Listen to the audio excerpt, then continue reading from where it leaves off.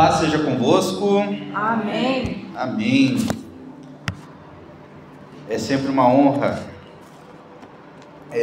ser usado por Deus para a ministração do louvor, para a ministração da palavra, para entregar um dinheiro, uma esmola, para entregar, para de alguma forma engrandecer o nome glorioso do nosso Deus. Amém?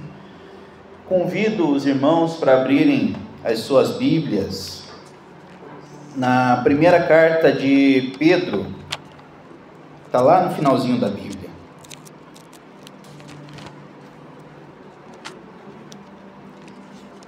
Na seção que nós chamamos de Epístolas Gerais.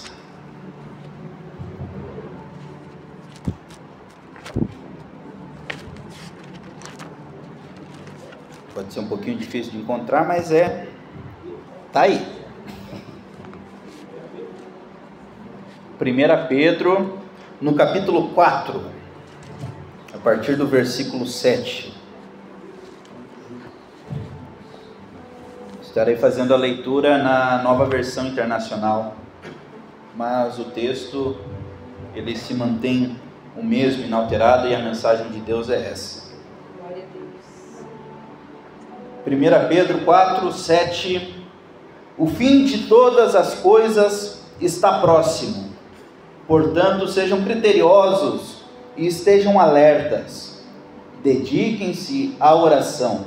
Sobretudo, amem-se sinceramente uns aos outros, porque o amor perdoa muitíssimos pecados. Sejam mutuamente hospitaleiros, sem reclamação, e cada um exerça o dom que recebeu para servir os outros, administrando fielmente a graça de Deus em suas múltiplas formas. Se alguém fala, faça-o como quem transmite a palavra de Deus. Se alguém serve, faça com a força que Deus provê, de forma que em todas as coisas Deus seja glorificado mediante Jesus Cristo, a quem sejam a glória e o poder para todos sempre. Amém. Amém. Vamos fechar os nossos olhos. Querido Deus, estamos diante da Tua palavra, Pai, ouvindo, lendo e aprendendo, Senhor, um pouquinho mais, Senhor, e para isso nós precisamos do Teu Espírito Santo, Senhor, que se faz presente conosco, Senhor, e que seja ouvida nessa noite, nessa mensagem, Senhor, a Tua palavra, Senhor, a Tua voz, e não a minha, Pai, que eu não te atrapalhe e que seja edificante, Senhor, para a Tua amada igreja, em nome de Jesus que eu oro, amém. Os irmãos podem se assentar.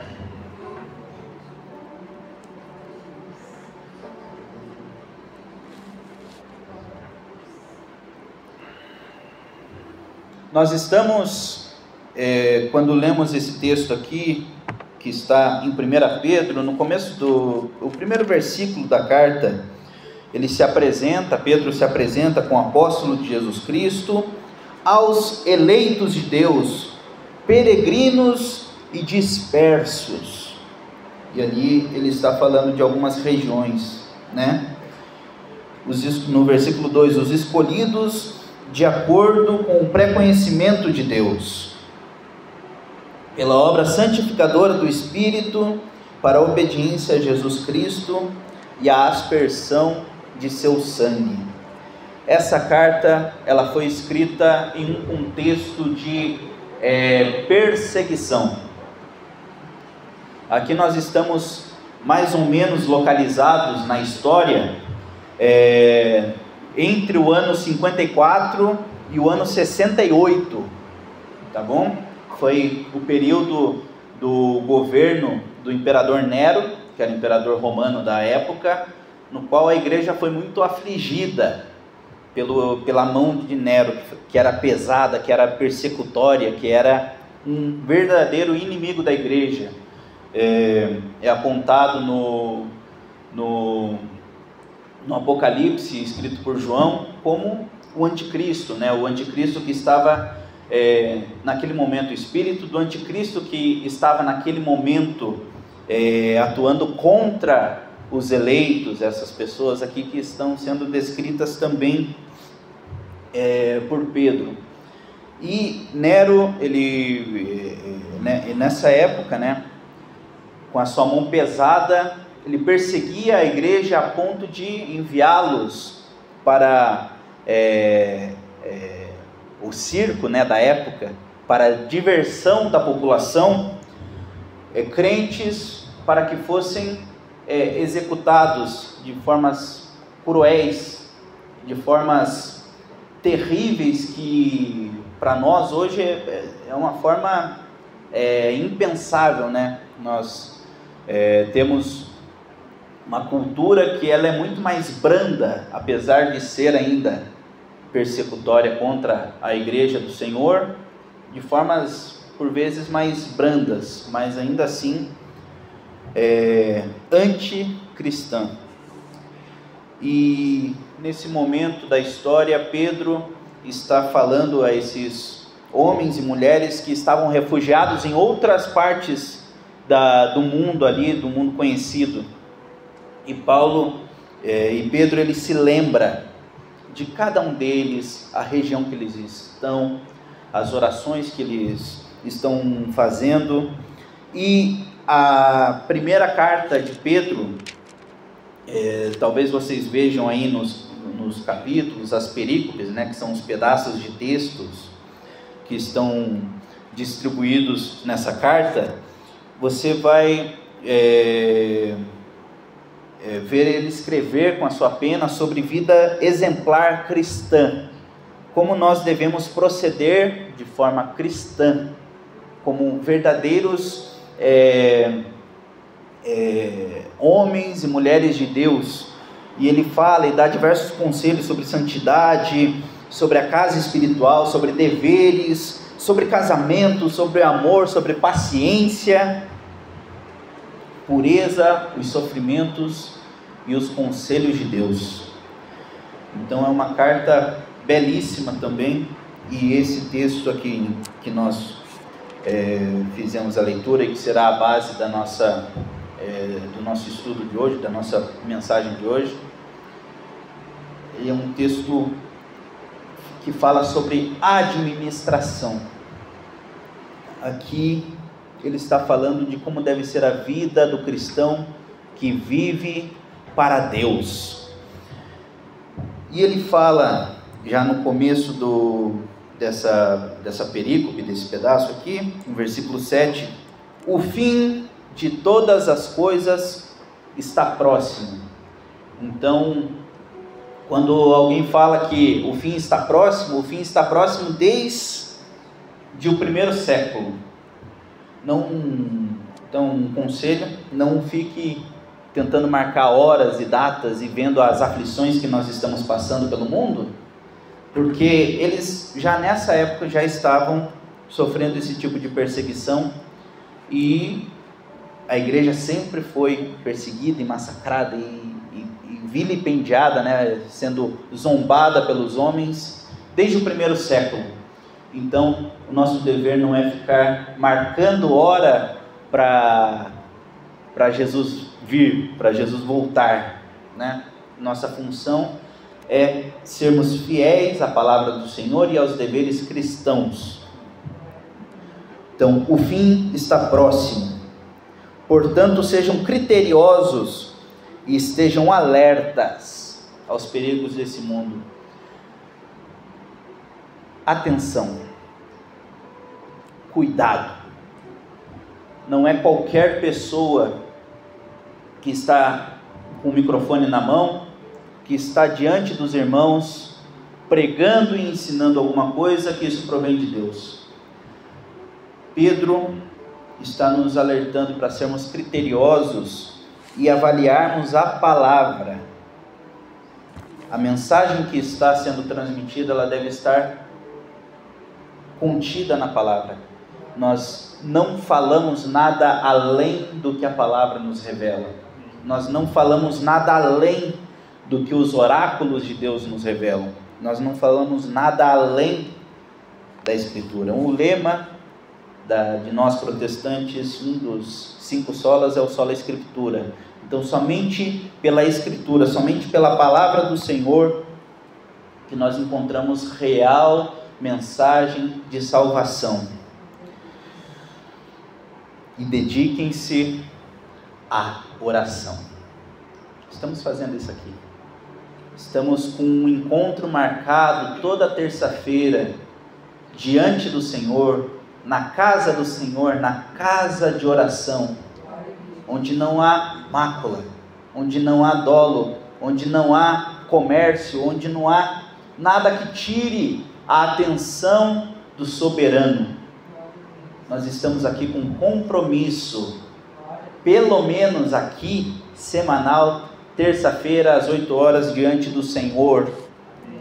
Fora os compromissos que você tem com o Senhor na sua casa, na sua devoção, no seu devocional, nas suas orações, no culto da quinta-feira, no culto de sábado, no culto de domingo, no culto doméstico, todos os dias, na presença do Senhor. E não adianta nada falar que vale mais um dia nos átrios do Senhor do que 1000 em qualquer outro lugar, se você não faz o mínimo de se relacionar com Deus intimamente,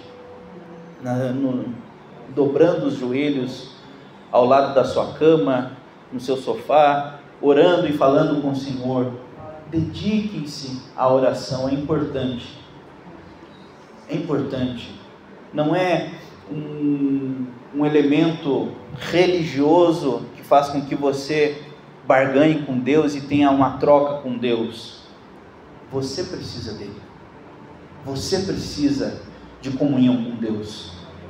Deus, Ele na verdade nos criou sem a necessidade de ter nenhum de nós, porque Ele já habitava em amor eterno com a Santíssima Trindade, Deus Pai, Deus Filho e Deus Espírito Santo, em perfeito amor. Sabe por que Ele te criou? Para que Ele pudesse mostrar para alguém a grandeza da sua glória. Ele te criou para que você reconhecesse com as suas orações, com as suas glorificações, o tamanho da majestade do Criador. Amém? Você precisa dele. Então que seu coração sempre se volte para Ele e sempre busque o Senhor com inteireza de coração. É um termo que a Bíblia usa, inteireza de coração.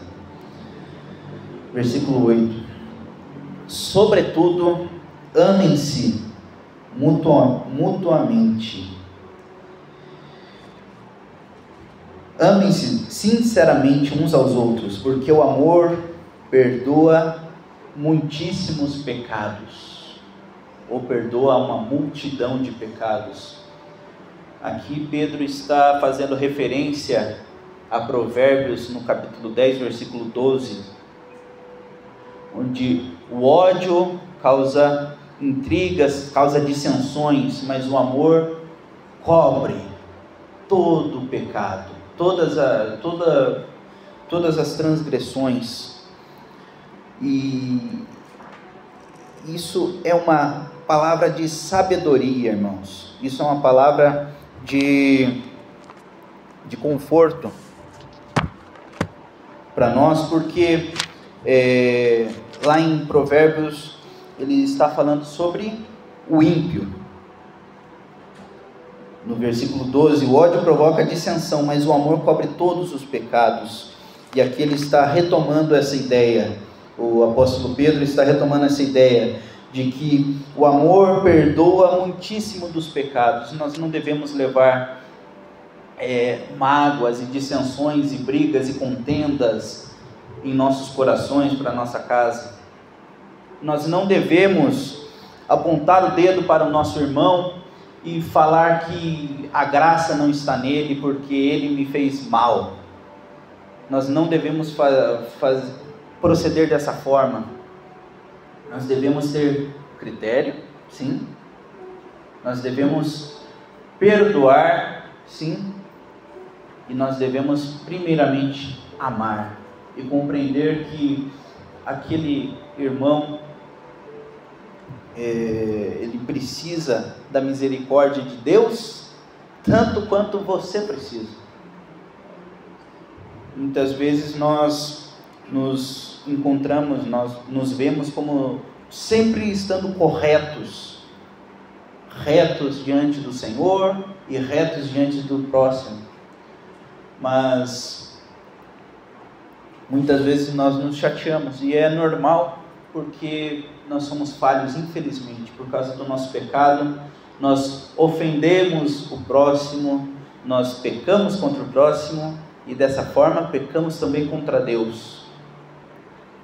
Mas Deus nos deu o Deus que estava aqui habitando corporeamente entre nós, disse: ame o próximo como a ti mesmo, e a Deus sobre todas as coisas. Esse é o mandamento.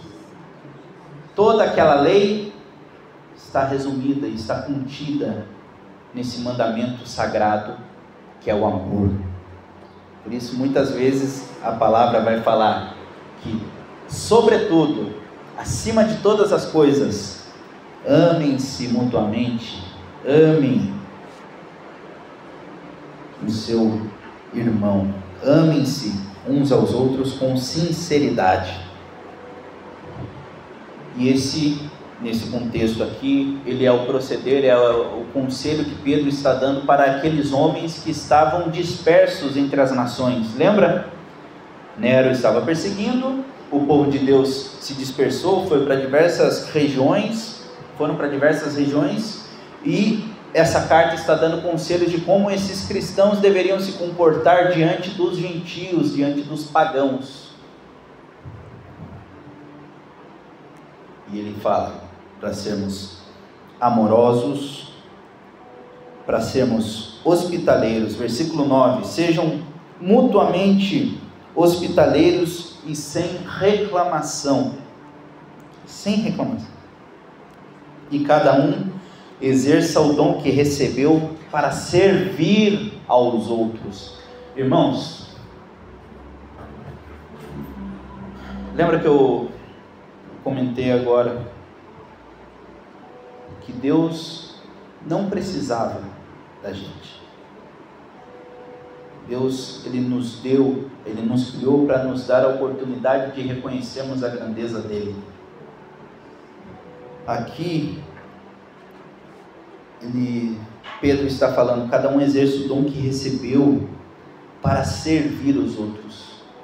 Não há serviço maior do que reconhecer a grandeza de Deus perante os homens, de reconhecer o amor de Deus perante os homens, de reconhecer a graça de Deus perante os homens, de reconhecer a majestade e o poder de Deus como Rei da sua vida. O Evangelho, a fé, o cristianismo, ele não deve ser um cristianismo de fala, ele deve ser um cristianismo de ação, ele deve ser um cristianismo manifesto na tua vida, onde você é uma pessoa que abomina, que não anda segundo o caminho dos homens, anda segundo o caminho de Deus, e os homens, vendo o seu exemplo, a sua persona, você como cristão, ele reconhece, tem algo diferente. Essa é uma forma de evangelismo também. A sua vida sendo irrepreensível é um testemunho da grandeza de Deus, da majestade de Deus e do poder sobrenatural de Deus de transformar a sua vida. E nós recebemos, cada um de nós, pelo menos um dom. Não existe ninguém que não tenha dom.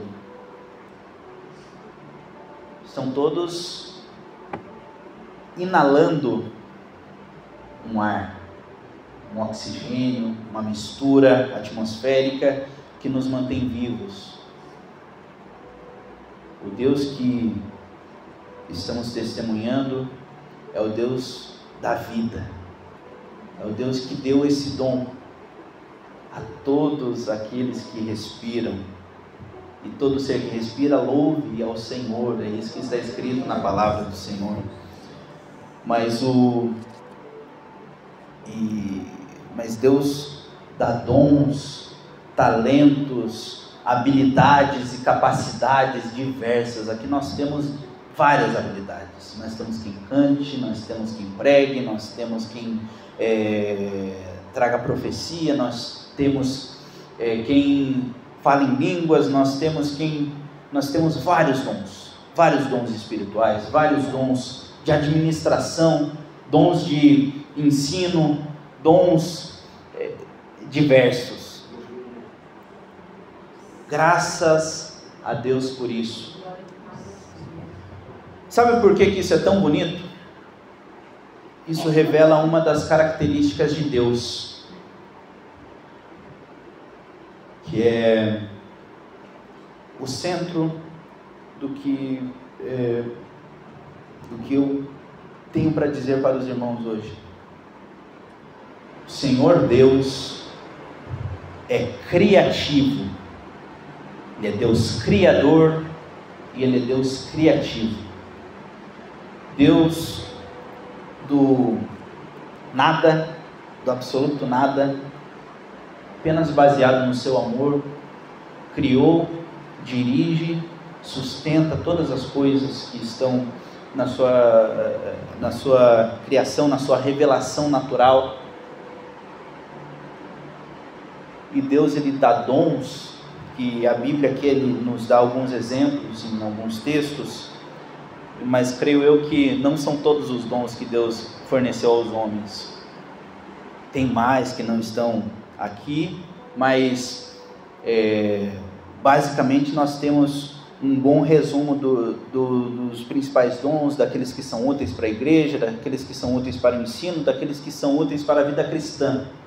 Mas Deus é criador. Ele fez 2 pessoas, pelo menos, com dom de ensino, e uma não ensina igual a outra.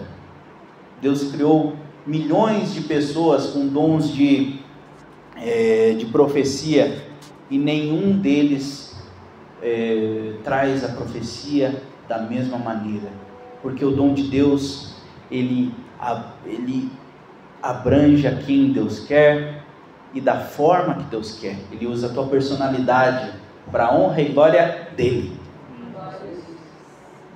Você é um objeto, você é a manifestação, aquilo que eu estou vendo na minha frente, reconhecendo como o meu Deus é criador e é um Deus criativo, porque Ele criou uma personalidade única, como a Carolina, como o Moacir, como o Félix, como a Regina, a Bia.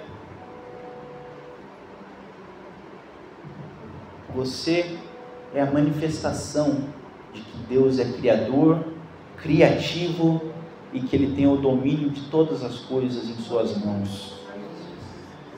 Cada um exerce o dom que recebeu para servir os outros, administrando fielmente a graça de Deus em suas múltiplas formas. Deus dá dons, Deus dá talentos, e Ele entregou em suas mãos para que você use esses talentos de maneira saudável, não colhendo os frutos para você mesmo, mas para engrandecer o nome de Jesus Cristo, Senhor e Salvador das nossas vidas. Hoje eu trouxe essa Bíblia aqui diferente. Geralmente eu estou com a minha Bíblia branquinha, que tem uma versão que eu gosto mais, mas tem um motivo espiritual para eu preferir aquela, que ela tem uma letra maior, né? Então, mas eu trouxe essa versão aqui, que o texto ele é mais dinâmico nessa versão aqui, mas mesmo lá na minha Bíbliazinha branquinha, ela tem uma palavra diferente para esse termo da administração. Deve estar na Bíblia de um dos irmãos, para sermos despenseiros dos dons de Deus. É a mesma coisa, administradores. Creio que todos os irmãos saibam que é uma dispensa, né? Talvez todos tenham lá em casa um armáriozinho que tem os proventos, né? Que tem os mantimentos, que você coloca ali, e você vai administrando durante a sua semana ali o que você vai fazer para a sua casa. É a mesma coisa. Deus te dá um arsenal de dons, de capacidades intelectuais, de capacidades espirituais, para que você obedeça a palavra do Senhor e administre da melhor maneira, orientados todos pelo Espírito Santo. Então essa palavra é muito bonita, que possamos ser dispenseiros da glória, dos dons de Deus. Amém? Se alguém serve, administrando fielmente a graça de Deus em suas múltiplas formas. A multiforme graça de Deus, conforme algumas versões. A multiforme graça de Deus é a palavra mais bonita desse texto, porque Deus, Ele é criativo. Deus, Ele não se repete. Deus, Ele faz o profeta Jonas ter uma mensagem, Deus faz o profeta Amós ter outra mensagem para outro contexto, Deus faz o pastor Moacir para ter a mensagem em outro contexto, todos profetizando em nome do Deus Altíssimo. Amém. A multiforme graça de Deus. Deus faz com que pessoas animadas preguem a palavra, pessoas mais tímidas, mais retraídas preguem a palavra, todos com a sua beleza, todos com a sua forma, todos com as suas características, mas a beleza não está em nós, a beleza está na palavra de Deus, e façamos isso sempre pensando que Deus vem em primeiro lugar.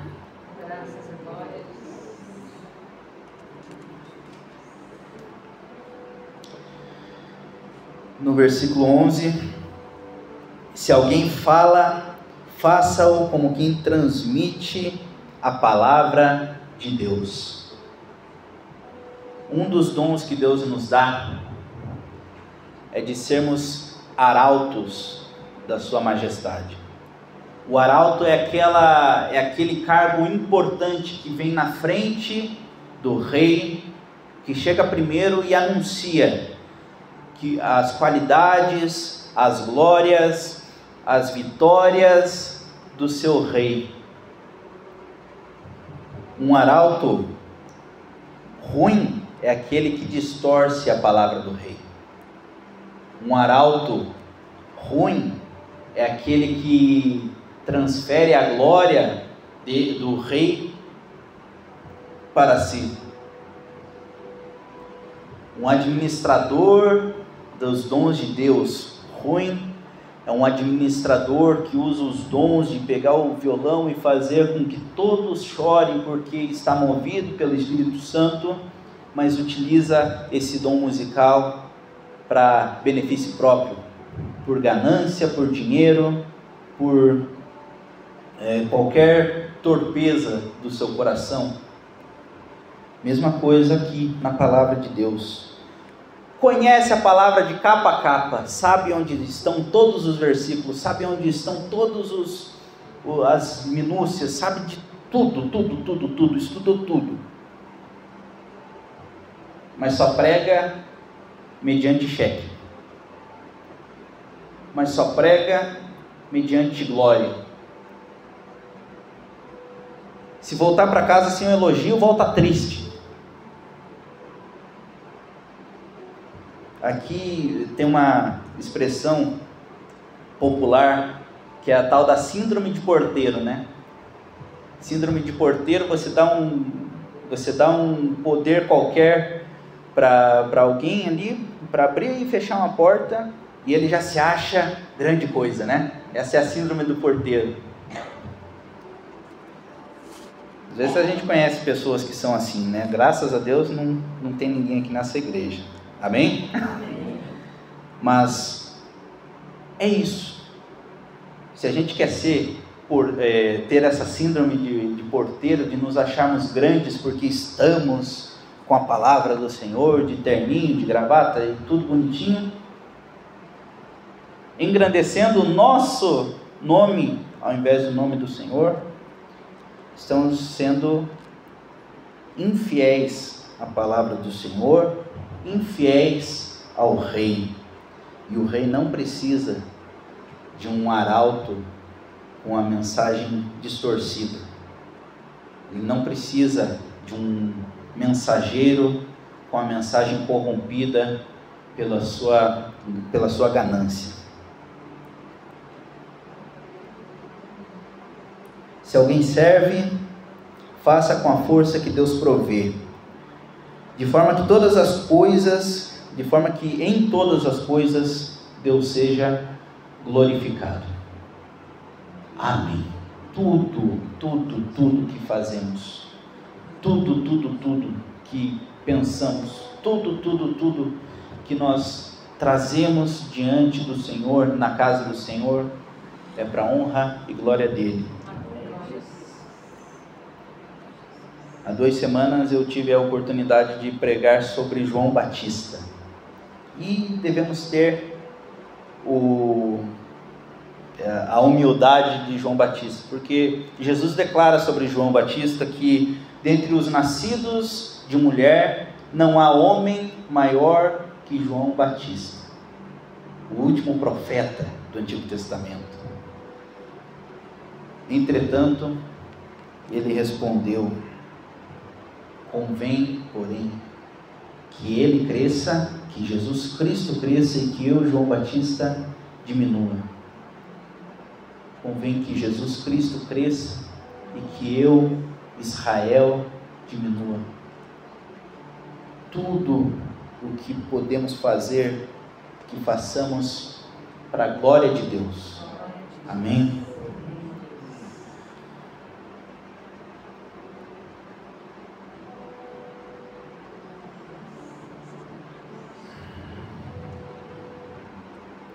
Se alguém serve, faça com a força de Deus, com a força que Deus provê, de forma que em todas as coisas Deus seja glorificado, mediante Jesus Cristo, a quem sejam a glória, o poder e o domínio para sempre.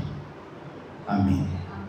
Dessa forma, Pedro termina esse trecho com essa afirmação poderosa das pessoas da Trindade: que o Pai seja glorificado mediante Jesus Cristo, com o poder do Espírito. Irmãos, Pedro foi apóstolo, um dos mais próximos de Jesus. Ele está num seleto grupo dentre os 12, e dentre os 12 ele estava entre um seleto grupo de 3, o tal do Pedro, Tiago, João e o barquinho, né? Uma piadinha que meu professor fazia: Pedro, Tiago, João e o barquinho. Pedro, Tiago e João, que eram os mais próximos de Jesus, tinham íntima relação com Jesus. E eu quero para a minha vida que a proximidade que eu tenho com Cristo seja digna de pertencer a esse grupo: Pedro, Tiago, João, Israel. Pedro, Tiago, João e você, diante do Senhor, em oração com Cristo Jesus, e aguentar pelo menos 1 hora de oração. Lembra lá no Monte da Transfiguração? Vocês não conseguiram aguentar comigo nem 1 hora de oração? Que nós possamos acompanhar, orar, meditar em Cristo Jesus por mais de 1 hora, 2, 3, 4, o tempo todo, diante da presença do Rei. E se você ainda não teve a oportunidade de encontrar esse Deus glorioso. Peça ajuda, clame ao Espírito Santo, que toque no seu coração e que transforme a tua vida, porque você precisa de Deus na sua vida, para a honra e glória do nome dEle. Amém? Amém.